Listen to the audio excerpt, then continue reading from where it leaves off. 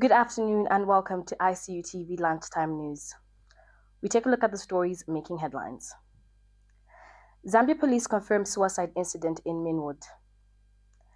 Health Minister targets medical access gap and financial misconduct. Lusaka Magistrate highlights partnership as pillar of urban growth.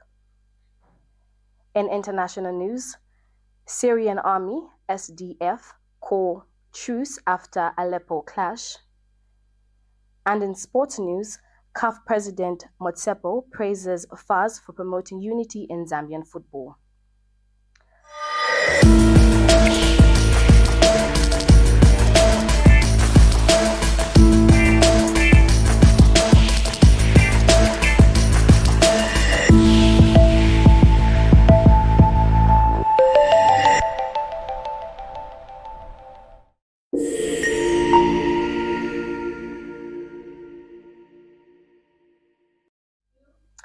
With the news in detail, my name is Esther Malasha.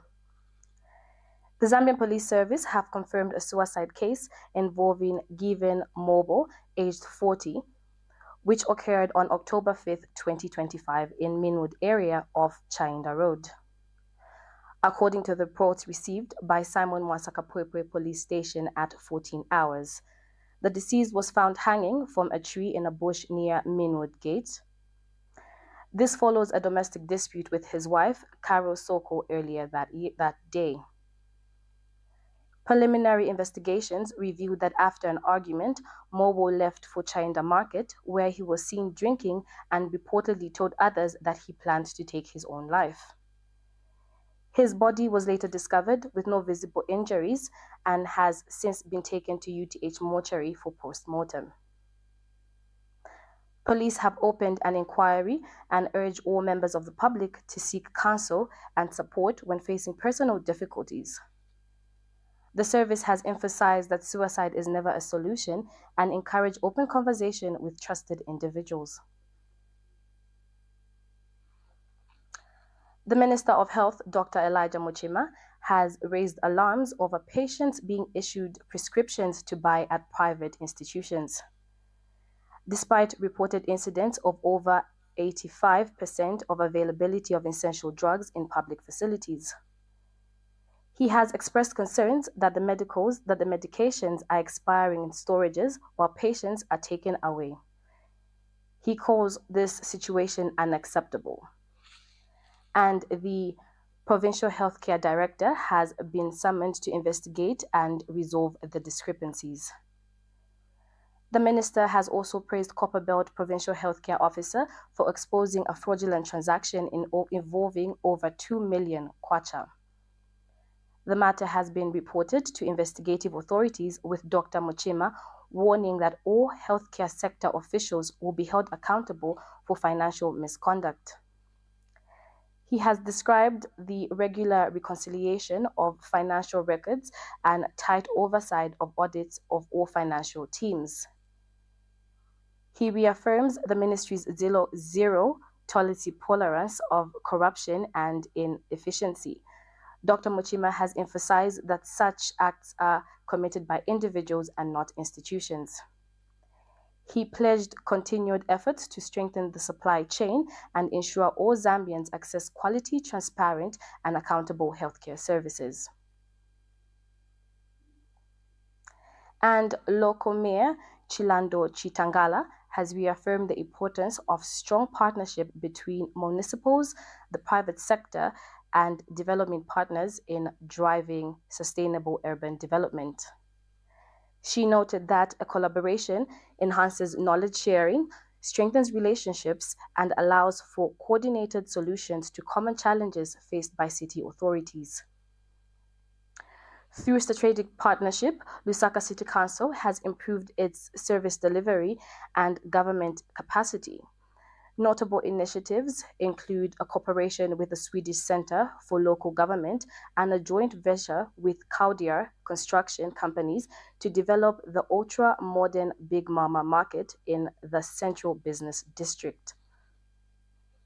This partnership was under the public-private partnership model The facility offers a dignified trading space for youth and women, promoting economic empowerment and reducing street vending.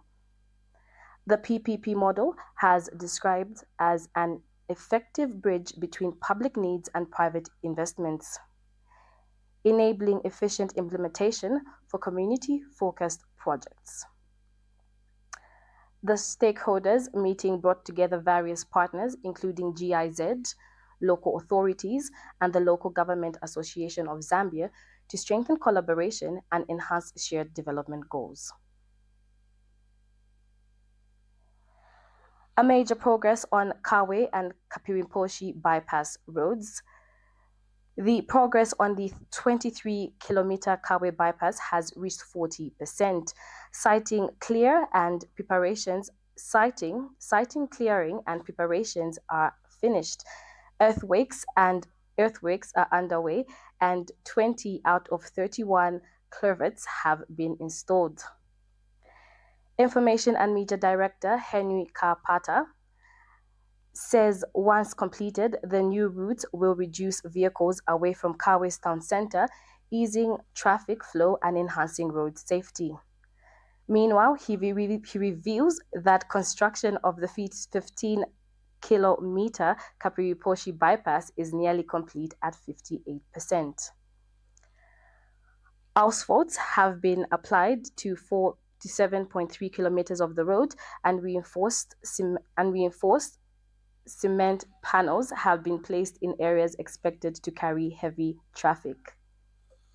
We are here in Kabwe, where works on the bypass are steadily advancing as part of the Lusaka-Ndola dual carriageway upgrade. Now, the bypass, covering about 23 kilometers, will play a crucial role in delivering transit traffic from the town center once completed. And the story doesn't stop right here, not at all.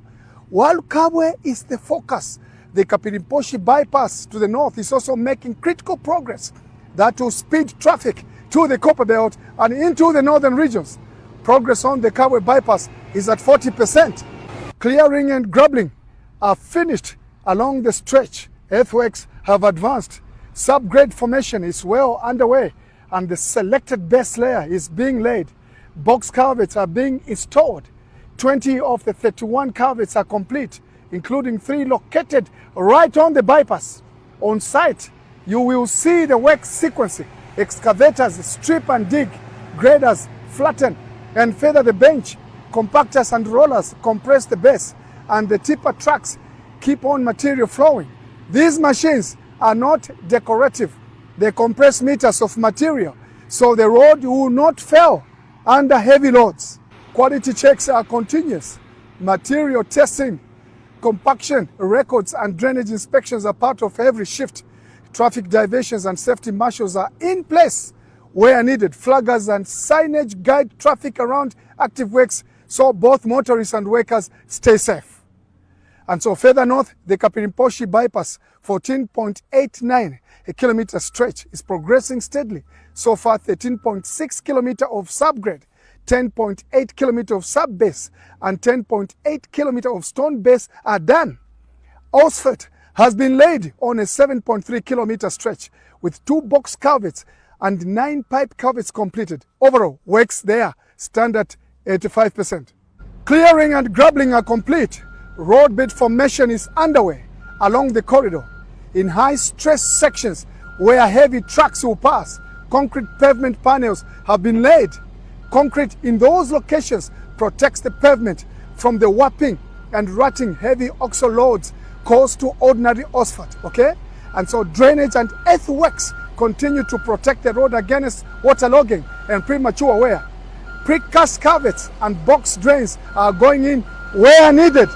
Engineers are running routine QA tests, density, moisture, and material gradings to lock in long-term performance, okay? You will find the same fleet here: excavators, dozers, graders, pavers, concrete mixers, rollers, water bowsers, and tippers, working in sequence. So one cruise finish, hands off smoothly to the next. These bypasses are part of the 3-year Lusaka-Ndola dual carriageway program, launched by President Hakainde Hichilema in May 2024. We are now 5 months in the second year of that program. What you see next, more selected layer being laid at Kabwe, more concrete panels and drainage installed at Kapinposhi, Osfat, place and raw surfacing follows. Once bases meet compaction and material test, culverts and box drains will be completed along both corridors in the coming months. Now, work continues on schedule for the program's timeline. The focus is quality now so the roads last longer. We are building roads that carry our goods, create jobs and open markets. When machines scrap the land here and the engineers test the materials, the result is cheaper transport, safer travel and a stronger economy. Motorists follow the signs, workers keep the standards. That's how these roads deliver for Zambia. We now take a break, and coming up is international and sports news. Syrian army, SDF, calls truce after Aleppo clash. And CAF President Matero praises FAS for promoting unity in Zambian football.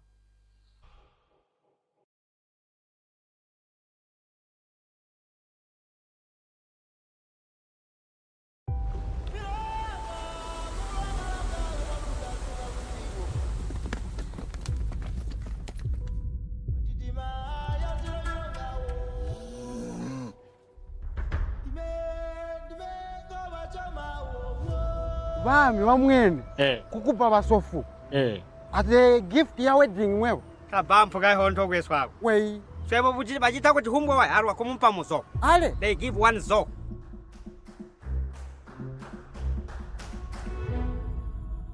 basa sunu tusegelela akupobola nguzu ya mwanesu musanko yulage mwana mujende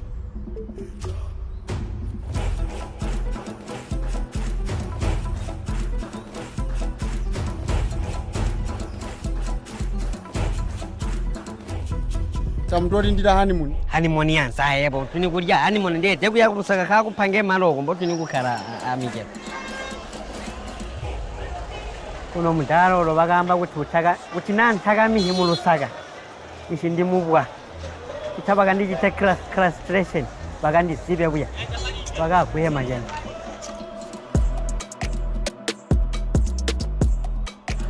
iwe amanyiri munganda mwana unkira mafia ng'ombe papeni nada ng'ombe muno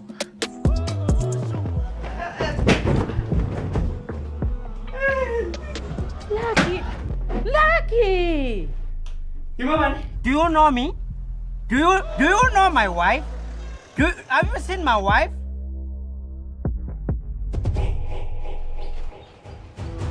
chiriku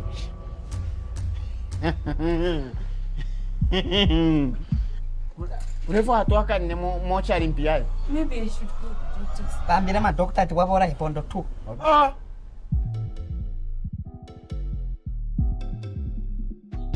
Chikaringa byani ibandu nawe chakaringa byani go. Chachiringo kumichiringanya pamulesu ba mafuta. Wow. I'm so impressed mura. Pesi ndali kwamba bakuti. Aya mahuta anonkira musimba. Imwe mwakasuba.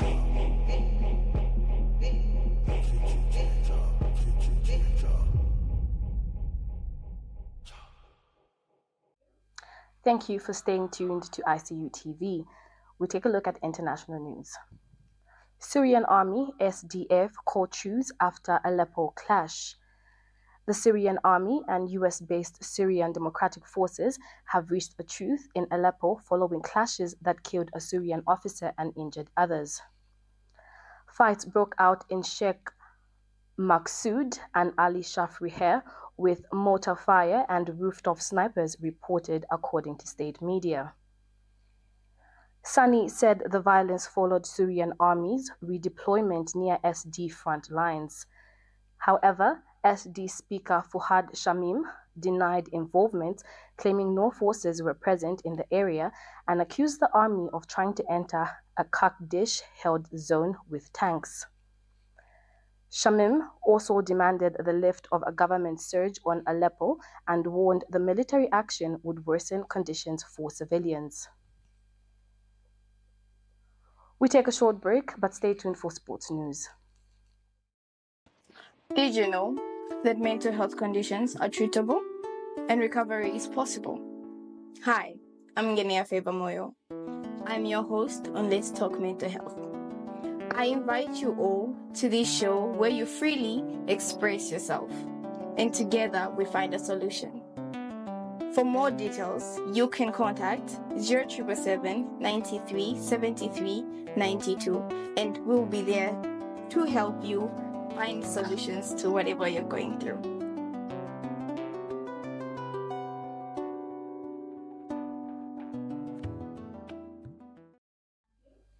Welcome back, and now in sports news.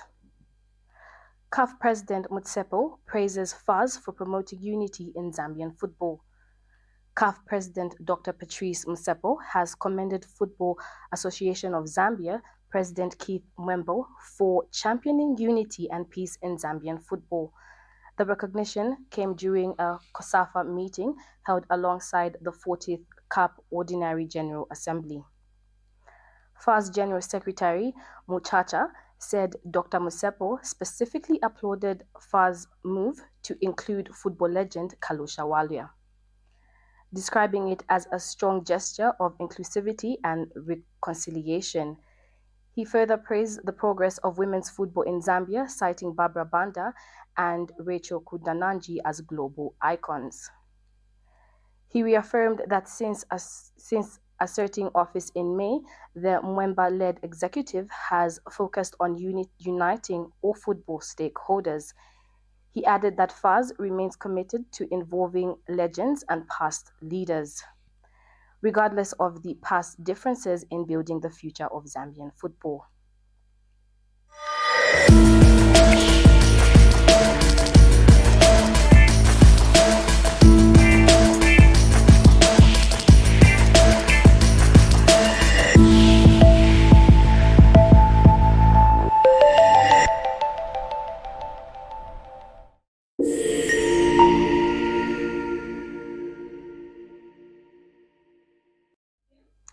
That sports items brings us to the end of the lunchtime news. But before we head out, a quick look at the stories making headlines. Zambia police confirms suicide incident in Minwood. Health minister targets medical access gap and financial misconduct. Lusaka mayor highlights partnerships as pillars of urban growth. In international news, Syrian army, SDF, call truce after Aleppo clash. In sports news, FAS CAF President Motsepo praises FAS for promoting unity in Zambian football. Thank you so much for watching Icutv Lunchtime News, and for more news, stay tuned for the main news at 20 hours.